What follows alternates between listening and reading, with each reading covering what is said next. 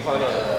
好，这首诗篇呢，这首诗篇其实按着以色列的传统，他们很习惯是放在新的一年的开始的时候，所以呢，今天我选的这首诗篇33篇，跟大家分享上帝的信息。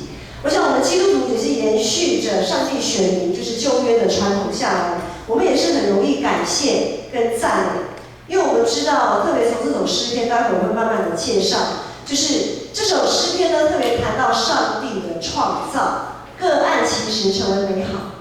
那我们现在也知道说，其实不论是酷暑还是寒冬，寒冬就是酷暑嘛哈，酷暑寒冬 OK， 无论是酷暑还是寒冬，无论是晴天还是雨天，都有它存在的必要跟价值。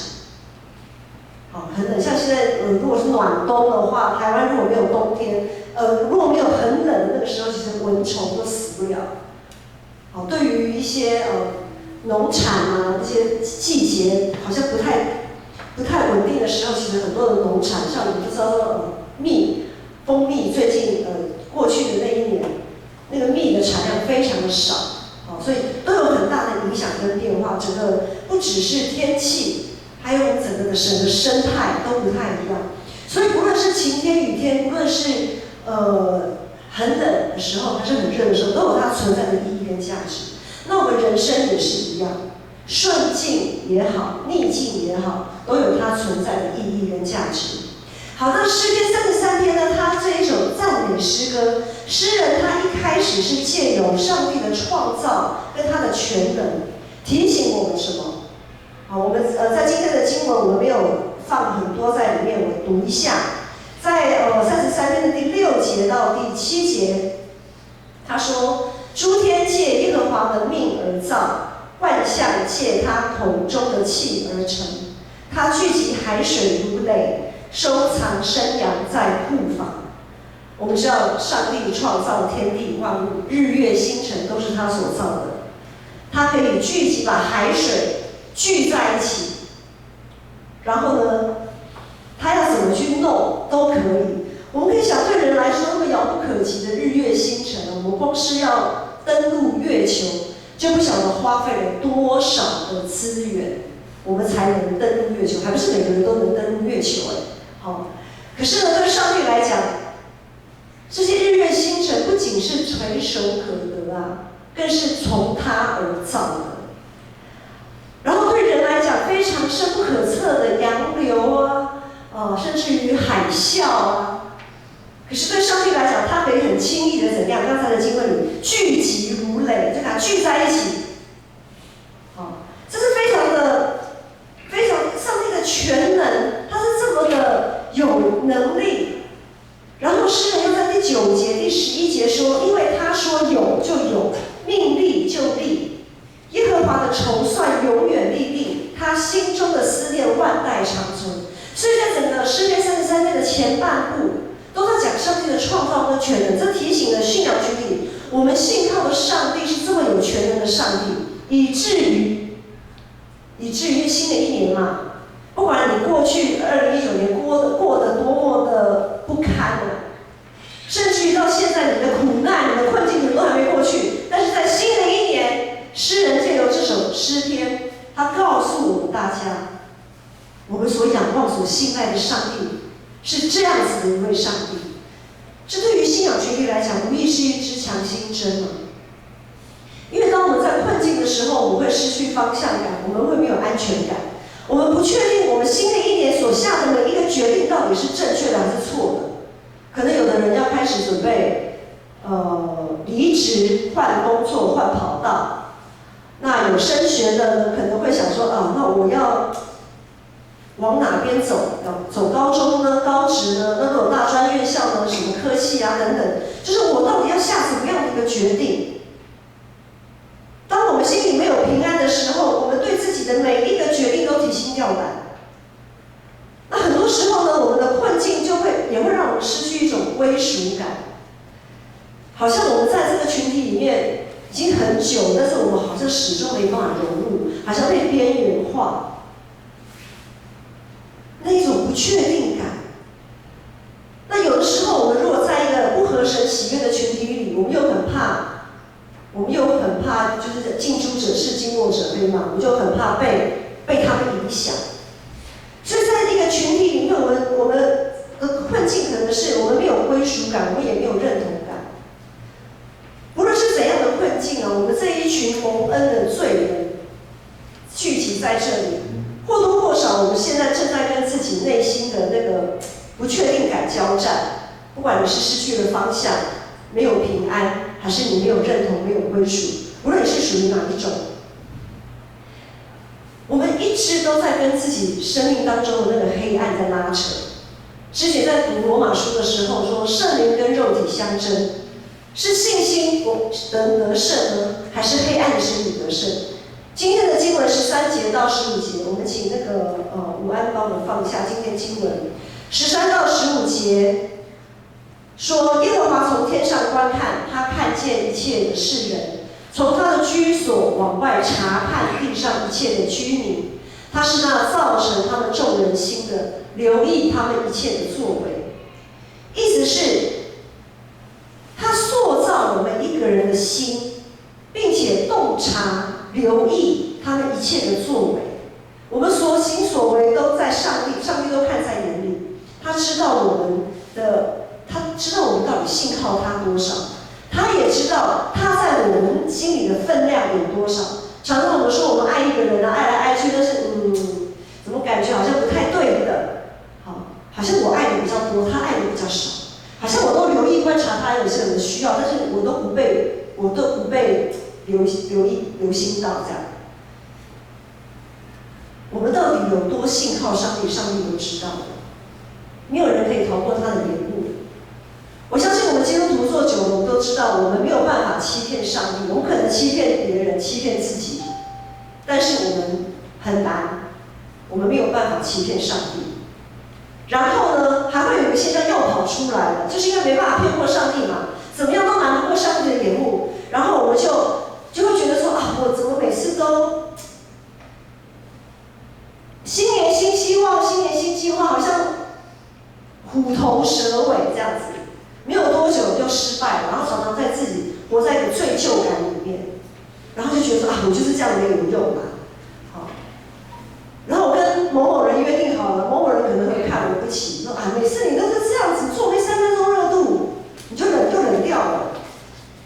可能我们会这样子想自己，也会觉得别人我们在别人眼中可能就是这样子一个没有用的人。上帝不希望，上帝他希望我们认罪悔改，但是他不希望我们一直陷落在这种罪疚感里面，因为他希望我们是自由的，我们也应该是自由的，而不是做罪的奴隶，好像在罪的面前都抬不起头来，好像都抬不起头来，这头都低低的看地下这样子。我们要知道，上帝他不但洞察，他洞察人的作为，他塑造人的心。这节经文第15节，他说他是那造成他们众人心的，留意他们一切的作为。这句经文其实我不晓得对大家的震撼是什么。它带给我们一个很大的盼望，就是上帝他查看我们，查验我们，他知道了解我们，但是这个目的不是为了审判我们，目的不是要定我们的罪，目的不是要说啊，你看，你又来了。同样的错你要犯几次？啊，你没用了啦，再说也没用了啦。上帝不是为了这个，他不是为了这个查看我们、查验我们，他是为了要重新塑造我们。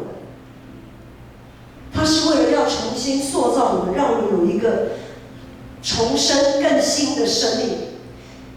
即使我们感到无助、绝望、失去方向的时候，上帝的眼目始终看顾那些敬畏他并且仰望他慈爱的人。每年的1月6号，这是固定的节日哈。1月6号是我们教会的一个节日，就是主显节。主基督的主，显现的显啊，主显节。那最接近1月6号这个主日呢，就是今天，就是主显节主日。圣诞节期也在主显节这一天画上句点。圣诞节期就是从代降节，代降第一主日代降完之后，然后到圣诞节，然后到主显节，这一段时间就叫做圣诞节期。主显节的圣经根据就是东方博士千里迢迢的从东方到耶路撒冷去朝拜耶稣。那在那个时候呢，是救主耶稣第一次向外邦人显现的日子，因为东方博士嘛，显然不是本地人嘛，而且在遥远的东方。好，他所代表节期，这个节期所代表的意义就是耶稣基督的救恩也临到万国万邦了。好。东方博士，我们都知道，看着圣经，看了很多年的圣诞剧，带着黄金乳香没药，一心向着这个那颗心往前进。在这个过程当中，他们会碰到许多的问题，比如说天候的变化，因为他们不是像我们现在坐高铁或者是怎么样的快速铁路，没有。他们就慢慢走，他们可能走了将近1年才走到那个地方。1年的时间里面，春夏秋冬，很热的时候、很冷的时候，他们都经历过。然后呢，他们还会碰到什么路线？要走哪一条路啊？以前没有地图不要说 GPS， 连地图都没有。这群博士要走哪一条路，总要商量一下吧。好，会不会走到死路？有可能啊，走到死路怎么办？从头再走嘛。好，在这样子的一个过程当中，他们也会遇到一些生命的威胁，比如说可能会碰到野兽、强盗之类的，好，或者是他们的粮食，或者如果他们有经过沙漠的话，能够顺利到达绿洲啊，他们的水够不够啊，等等之类，他们碰到的问题一定不比我们现在少啊。特别在马太福音当中，我们有记载。他们跟敌对耶稣的希律王面对面，对不对？圣经记载说，这些博士在希律王面前说，他们要朝拜犹太人的王。可能很多弟兄姐妹在看这段经文的时候，就这样就这样看过去了。这些，我不晓得你有没有想过，这一些东方博士啊。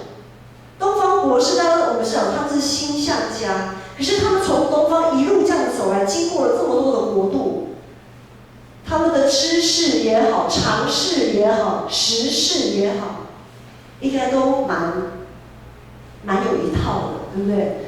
我们说没有知识也要有常识，没有常识也要看电视。好，我相信他们即便那个时候没有电视，光是他们的在一路上他们所听闻的。他们也够他们去应对这个世上的一些人情世故。我们要知道，当时犹太地区的统治者，就是犹太人的王，就是希律王。可是这群东方博士面对希律王的时候，却说：“我们要来寻找一位犹太人的王。”他们是不是有一点搞不清楚状况啊？希律王是何等人也！当他们到了耶路撒冷，圣经说，当时候因为耶稣的诞生所引起的那些效应，整个耶路撒冷的合城的人都不安啊！因为希律王一直想要把这个耶稣这个人，这个大家所谓的犹太人的王找出来，怎样斩草除根，要把他杀掉。难道这些东方博士感受不到耶路撒冷城整个肃杀之气吗？他们难道不知道希律王是怎么样的一个凶残的王吗？竟然还胆敢在他的面前说：“我们是要来寻找犹太人的王，并且要去朝拜他。”那就好像我们台湾嘛，附近最近的就是中国中国的那个霸主，中国的霸主是谁？习近平。就好像呢，我们很不知好歹的跑到习近平面前说：“我们现在要来寻找中国的总理，不是你哦，我们现在寻找他，然后去拜他。”讲的比较粗俗一点，就是不是很白目的一件事吗？好，那这群经过长途跋涉，走过许多国家，也经历过种种艰难的东方博士，他们不是井底之蛙啊。他们绝对不是井底之蛙，但是他们为什么还可以气定神闲的？或许也不气定神闲啊，至少呢，他们是很坚定的说出他们的渴望，他们很坚定的在希律王的面前说出他们要来寻找那位犹太人的王，就是耶稣。为什么他们可以这么的坦白呢？站在希律王的面前，他们为什么可以这么的坦白？弟兄姐妹，信仰是一段寻求的旅程。寻求什么呢？我们就在寻求我们的主。当我们寻求主，走向耶稣的时候，我们就会像东方博士一样，受到希律王的邀请。这个为什么会讲邀请呢？因为当时东方博士也是被希律王请到皇宫里面去的，跟他面对面。然后这个希律王呢，我们生命当中的碰到的希律王，这个时候就会坐在宝座上，好像很有权威、很有权势的，用一些花言巧语，用一些诡诈的话、面善心恶的话，来要我们迫使我们臣服在他的计划里面。今天诗人借由这首诗篇告诉我们，第16节、第17节，他说：君王不能因兵多得胜，勇士不能因力大得救。靠马得救是枉然的，马也不能因力大救人。恶人的筹算终必归于无有，因为耶和华的眼目看顾敬畏他和仰望他慈爱的人。我们内心的希律王是谁？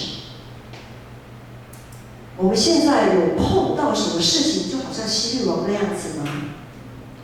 当这个人事物，当这个希律王他不怀好意的要将我们内心的这个宝贝，就是耶稣夺走的时候，我们该如何回应？这群东方博士留给我们一个很好的线索，那就是我们要专心仰望主，等候他，并且呢，等候那个时机，要专心的寻求他，不依靠自己的聪明。当这群东方博士不把希律王的恶势力当一回事，不把就是把耶稣看得比任何的权势更高更大的时候，上帝就带领他们走一条平安的路。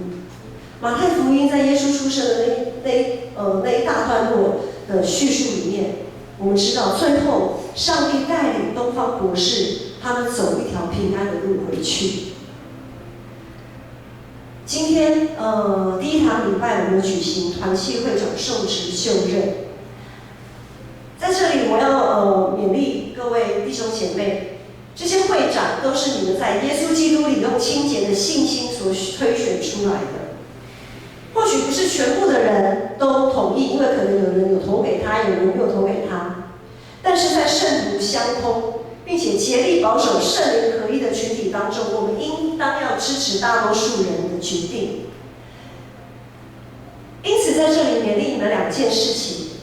第一件事情就是要常常为这些会长干部祷告，特别是属于自己的团契会长，比如说青少系和青少系的会长，还有辅导社青会社青的会长，情色为情色的会长，妇女团契为妇女团契的会长等等，至少这是至少要做到的。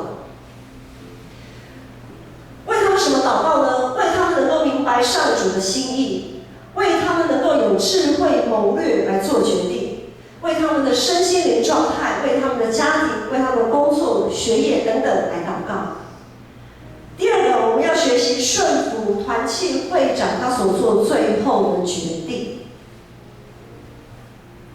要支持他们，而且用行动支持他们，因为他们的职分是从圣灵而来的，是圣灵通过在你们聚集的时候票选出来的，是上帝所赋予的，是上帝的召命，是上帝的差遣。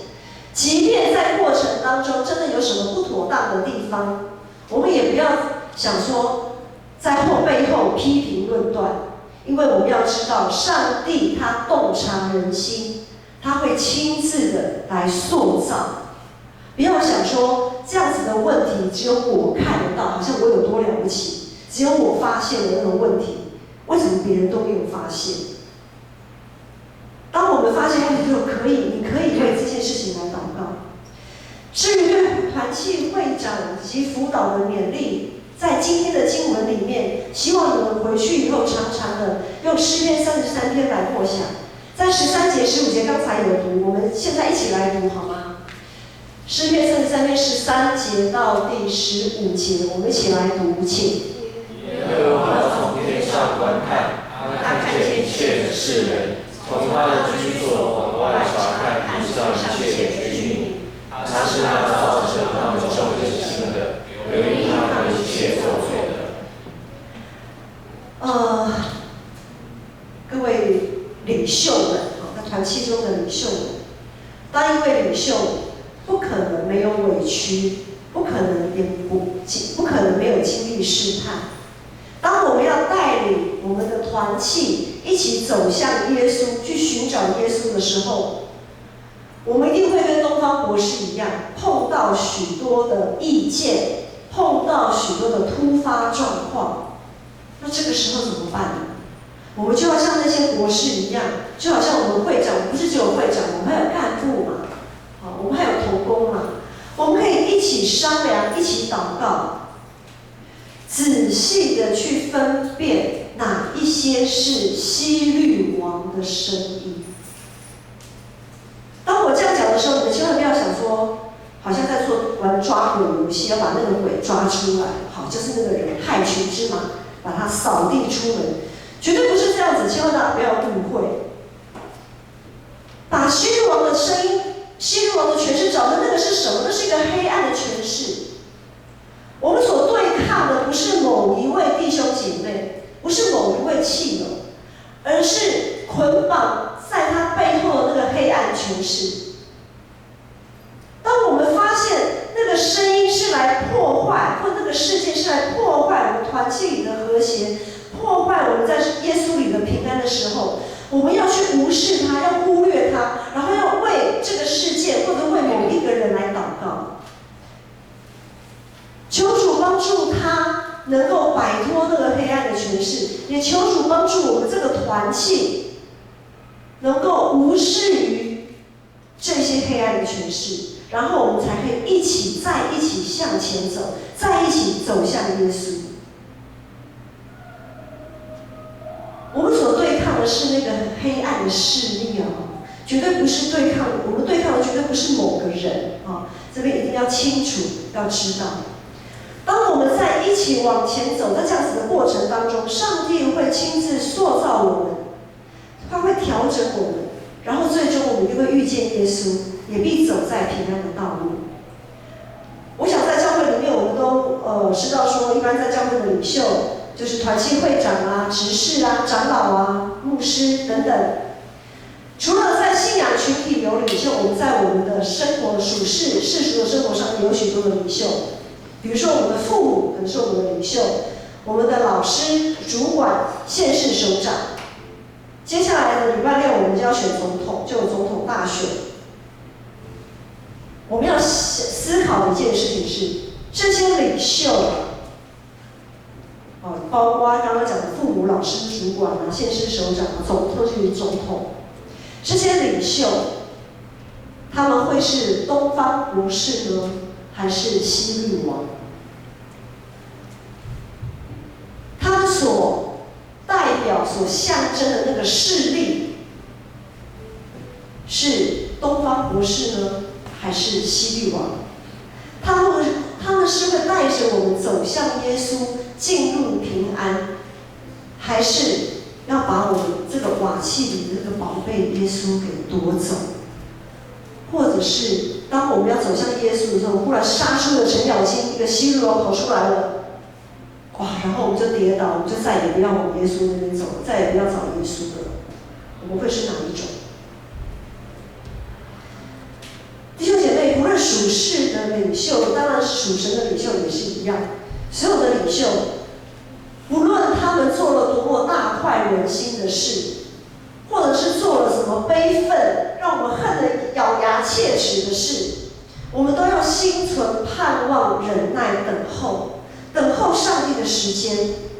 因为我们知道，在一开始有讲到，我们所信靠的上帝是怎么样的一位上帝，是创造宇宙万物掌权的上帝。我们要用信心坚定的、继续坚定的往耶稣走去。在这首诗篇第10节，我来读一下。诗篇33篇第10节到12节，这里说：耶和华使列国的筹算终归无有，使众民的思念没有功效。耶和华的筹算永远立定，他心中的思念万代长存。以耶和华为上帝的那国是有福的，他所拣选为自己产业的那民是有福的。然后就是今天这段经文，靠马的救是枉然的，马不能因力大救人，唯有耶和华的眼目看顾敬畏他，并且仰望他慈爱的人。好，说到这里，到底谁能当选总统？到底谁能当选立委？到底哪一个政党是独大还是分立，还是它的不分区立委如何？我想这是接下来这个礼拜大家非常关心的一件事情。牧师在这里要再一次的强调，我们身为一个基督徒，绝对不是某某人不当总统就世界末日了，绝对不是一定要谁当总统，我们才会有盼望，才能怎样，绝对不是的。我们唯一有一件事是不能忽略的，唯一的就是我们不能没有上帝。如果我们没有上帝的话，就整个都毁了。谁当总统都一样，如果我们没有上帝的话，谁当总统都一样。因为即便总统做得再好，你会把他当成偶像，你知道吗？所以我们要知道，圣经说，以耶和华上帝为上帝的那国才是有福的。他所拣选为自己产业的那民才是有福的。弟兄姐妹，无论你现在面对的是怎样的困境，你现在在怎样的一个彷徨、无助，甚至于失落的时候，或许你认为你生命当中的耶稣还很幼小。如果按照教会节期来看，耶稣才刚降生嘛，他还是个小 baby。小婴孩，然后慢慢稍微长大一点，好，就像东方博士他们预见的，就是个小孩子，可能1岁左右的这样子的小孩子。或许我们的生命里的那个耶稣，我们的信心可能还不是那么的强大，可能你会觉得好像一点力量都没有。我不只是输在起跑点，我就是3分钟热度，我常常失败，我常常失误。即使耶稣在你的生命中看起来好像使不太上力量，但是我们不要忘记，当我们常常会失去力量，好像使不上力的时候，要想起来，今天东方博士他告诉你什么？东方博士会说：“我今天看到了一个小孩子耶稣，虽然他还是这么的小。”但是他却可以保守我走一条平安的道路。即使我们生命当中，你可能认为我们的信心还是这么的小，像芥菜种一样这么的小，可是我们能成就大事，我们依然能成就大事。在耶稣基督的应许里面，再小的信心都能成就大事。我们一起起立唱这首诗。君王就在这里，君王耶稣基督就在我们的生命里，就在你的心里，他的宝座就在你里面。圣洁耶稣，你宝座在这里。哈利路亚。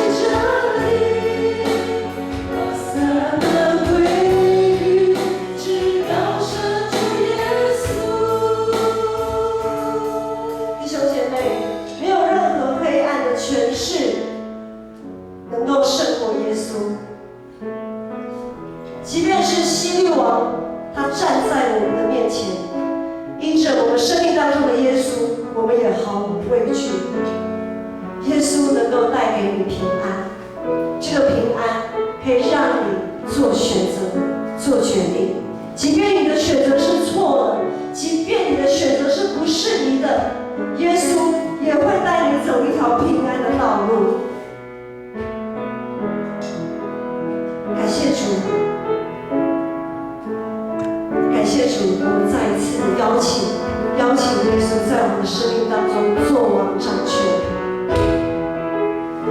让小耶稣能够赶走我们希律王的权势。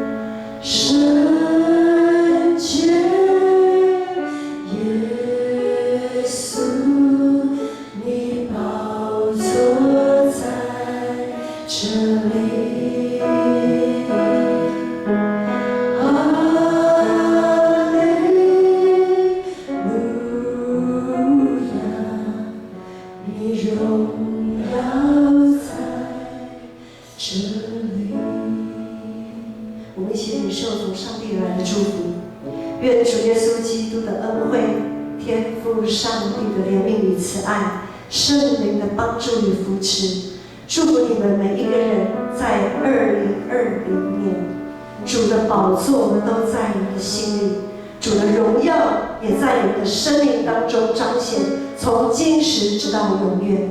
阿门。